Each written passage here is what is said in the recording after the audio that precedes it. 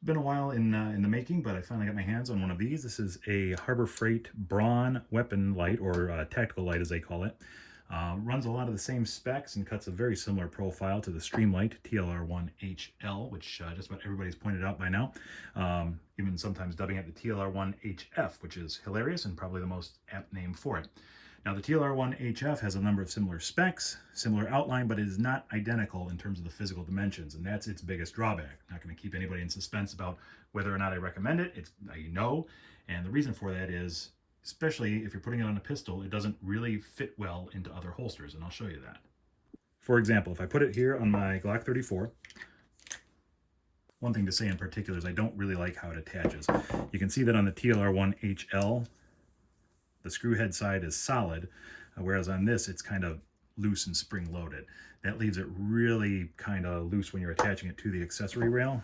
The recoil lug fits just fine, but it's kind of hard to get it to stick there just before you actually tighten down the cross bolt. It still wiggles just a bit. I don't know how well that's transmitting in video, but the clamp itself is tight.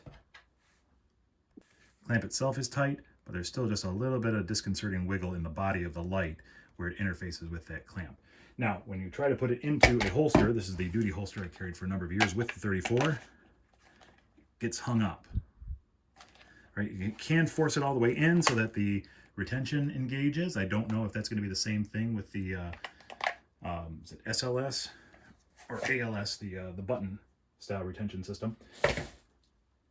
But even on a simple Kydex holster like this Check Your 6 or On Your 6, it fits in by forcing it all the way, but you can tell there's a whole lot more friction on there. And a lot of that has to do with the width of the body. And another dimensional difference,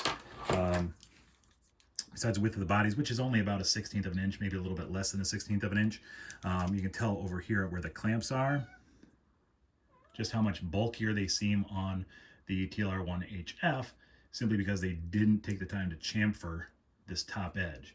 You can see that's almost perfect 90-degree angle there. This problem of not quite fitting into TLR-1 holsters persists across different models. So here's my PSA dagger in a T-Rex arms. I can't remember what the name brand is. It does fit, but you can definitely tell there's a lot of extra friction when inserting and drawing the firearm. So right, if this is going on a gun that's ever going to see the inside of a holster, and not every gun does, I understand that, especially not if it's not a pistol, definitely worth looking out for a better light, something where there's more availability of holsters built around this particular light, because a lot of holsters aren't going to fit it or fit it very well. But enough about that. How does it perform? That's the other thing. Like I said, it's giving similar specs, or the marketing gives similar specs to a TLR-1HL, which is about 1,000 lumen output. We're going to test that, see if we're in the same ballpark here. Once again, we'll do the works style of seeing what the output is at the beginning, and then also at the ANSI specified 30 seconds.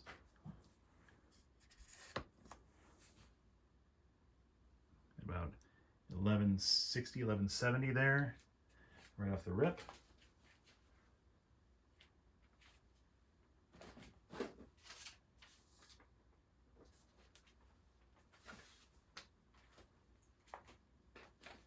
And 1170 translates to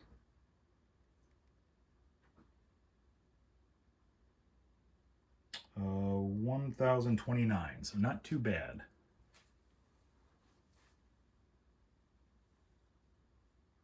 And then we're still getting, I said 1000, it's actually times 10, so this is 11,150.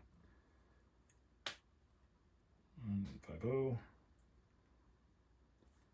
And even after about 35, almost 40 seconds, we're down to 981. So it's in the ballpark.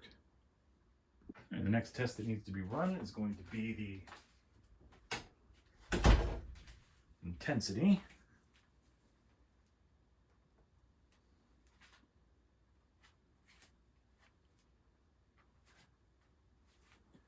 Should be good here. Come on yet. There we go. All right.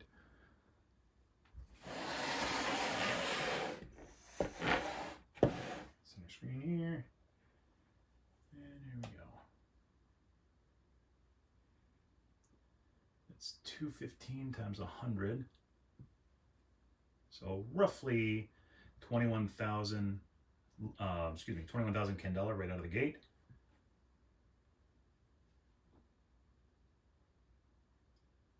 I'll leave it go for about 30 seconds here. See how far the intensity might drop.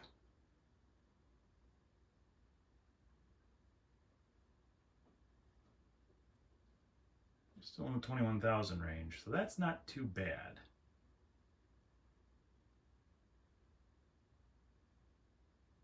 Yeah, that's not too bad at all. The TLR-1HLs I've had have never been above 20,000, so that's a pretty decent intensity. I'm going to switch out to the color meter here. There we go. Oops. Come on. There we go. All right, so we got 58, 77, 35. Better write that down because I will forget it.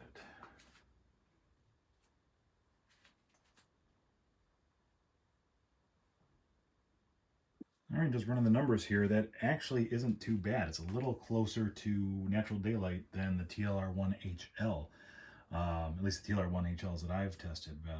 Minor difference here. Once again, it's a numerical scale. It doesn't have any transportability outside of my own comparisons. But it's 18 is the aggregate difference for the TLR-1HF, whereas the TLR-1HL, shown here because film is a visual medium, is a 19. So very close. The closer you are to 0, the better off you are. Very close, like I said, but still nowhere near something like an actual high CR light. All right, so in summation here, I already said I didn't recommend this light, and it's still probably a better choice to get a TLR-1HL if you're going for something on this form factor. Of course, there are other options out there available. There are other options available out there. However, gotta also consider the price of these things. This was only $50, as opposed to, I think the current generation on Amazon is like $160 some. So you could purchase 3 of these for the same price. Now, is that going to fit your use case? Maybe, maybe not. If, like I said, the pistol's ever going to go into a holster, then this is probably not the best choice for it. But if it's going to be like a nightstand gun or go on a rifle, which I've seen people do, it's perfectly acceptable then. As opposed to its long-term durability, that's something that's yet to be seen. It is still a very new product, and it is from Harbor Freight, which has its own reputation, as opposed to Streamlight, which has been around for years making lights of this sort, specifically for hard use cases. So it's up to you in this case. I'd say no, unless you really just need a light, at which point it seems to do pretty well. Just sort of do a quick beam shape shot here. Adjust my camera up slightly. God damn it. Okay, I got to figure out if I can turn that strobe off. And this is, I should mention that the TLR-1HL on the left here looks a little dimmer. That's because it's not the most recent generation of TLR-1HL. If you're familiar with this particular product, it's been through a couple different generations. I think this is the 800 Lumen model. I can't remember if it just went from a 600 to an 800 or 600 to 1000, but this is the previous generation, so that's why it looks a little bit less bright down there, or less intense down there. But you can also see a well-defined hotspot with the TLR-1HF on the right. It's kind of a nice thing to have on a pistol light. And that's it. If you have any questions, any comments, let me know. Always enjoy conversations about any of the videos I make, and be safe out there.